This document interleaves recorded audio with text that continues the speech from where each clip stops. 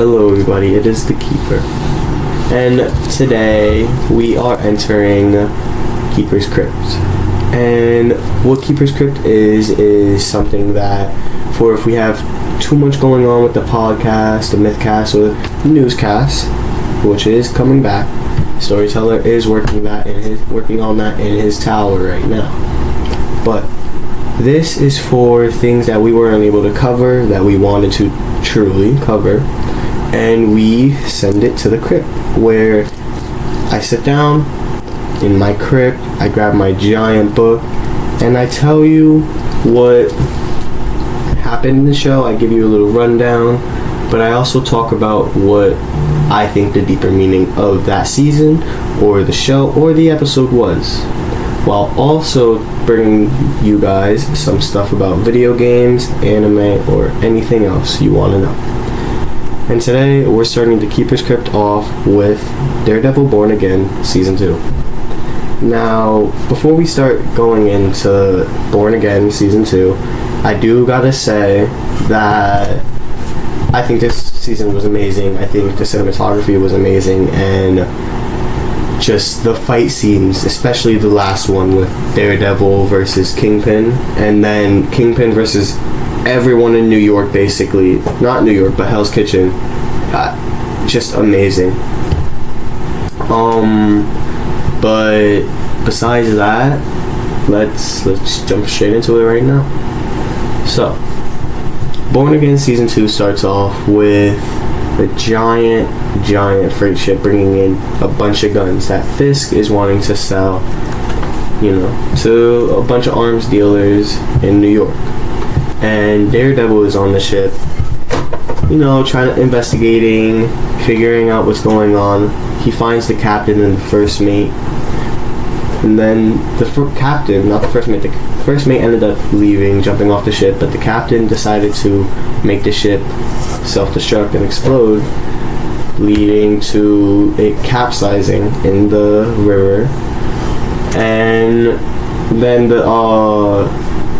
what was it? I think it was City Hall.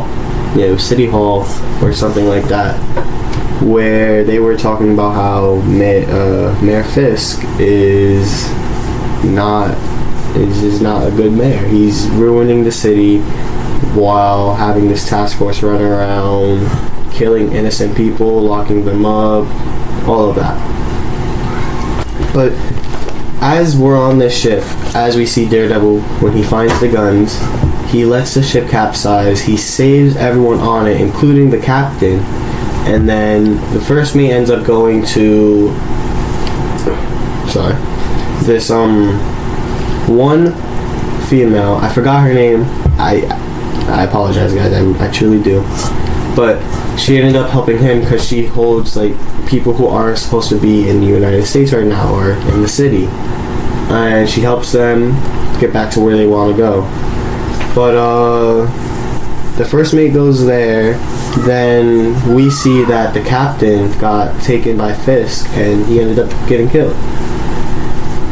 And also, Daredevil, Matt, and Karen are on the run and aren't able to live their lives the way they want to. Karen has to go around wearing a wig a lot and makeup, and Matt is going around in just the Daredevil costume a lot. And Matt tried to live the double life that he had. He wasn't able to, and now he's in the situation that he's in. But episode 1 was just bringing us back into New York, bringing us back into Hell's Kitchen, bringing us back into Daredevil's life.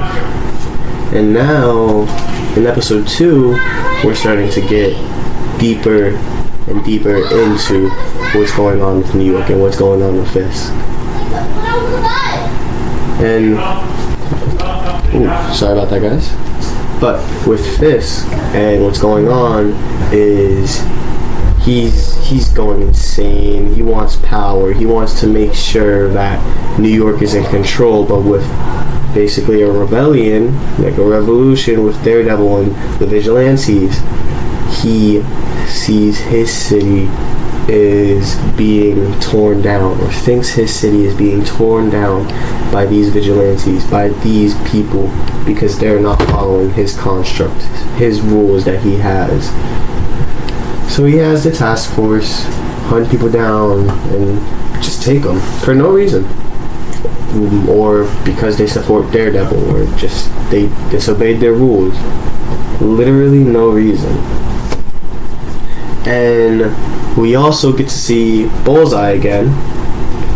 Poindexter's back. He's broken still, but he's not a villainous person. He's taking out task force members and he's helping people. I know he went to this what do you call it? This diner. There we go. This diner, and he ended up just getting a nice chocolate milkshake. Enjoyed that. Then we had task force members come running in and trying to arrest him, and they hurt the people in the diner as well.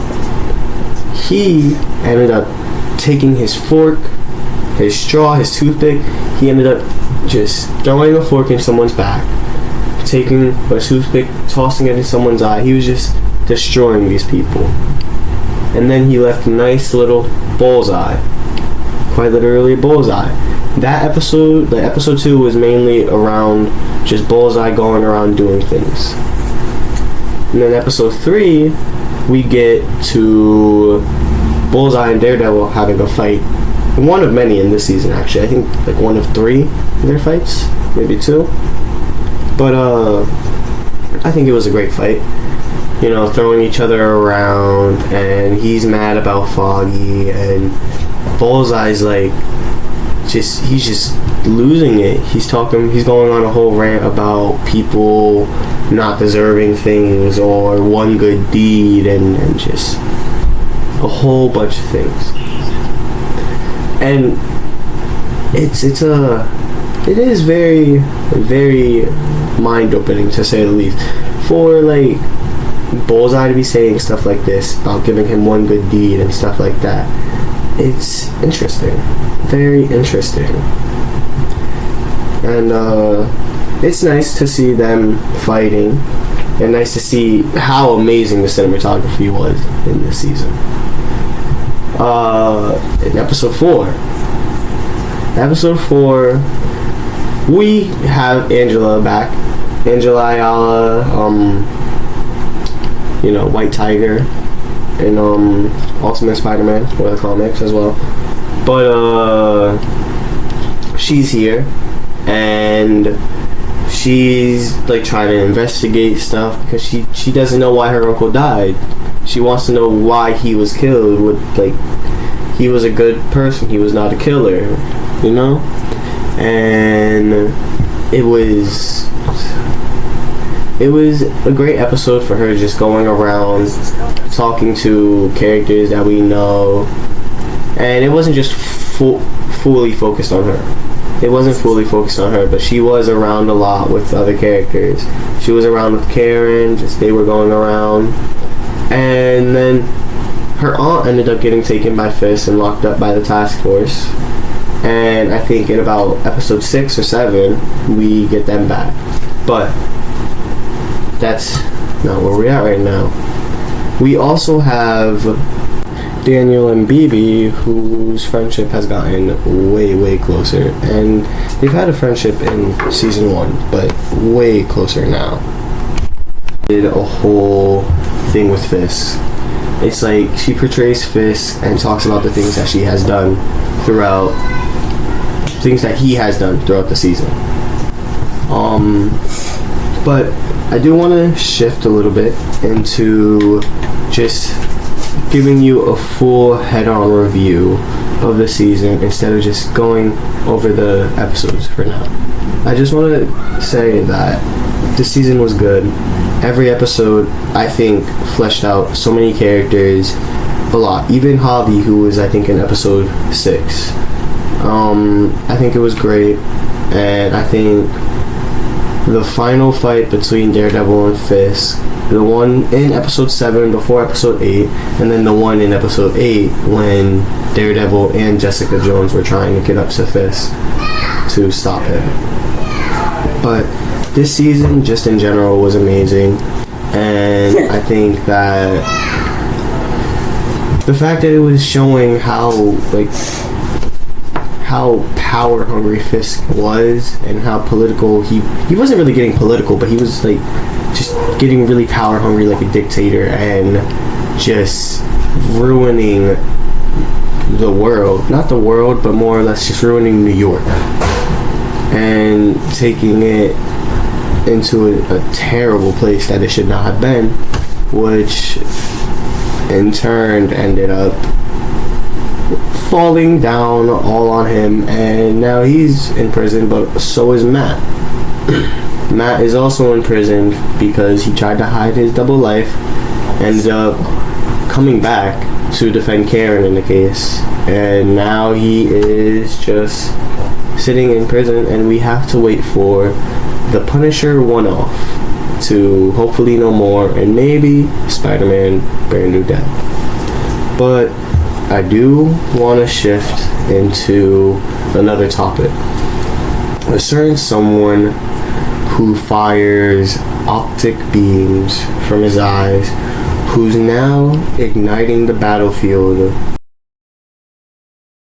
leading his team to victory, calling his X-Men to him. That's right, Cyclops, aka Scott Summer, is joining Rivals soon.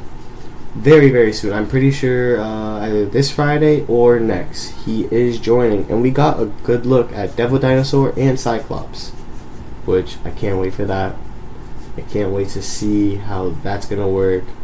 See a team up for him and Phoenix. Who knows? But I do know we're running straight X-Men teams, y'all. Straight X-Men teams for now. We got Cyclops. We got a whole X-Men team, everybody. Entire X-Men team. But this was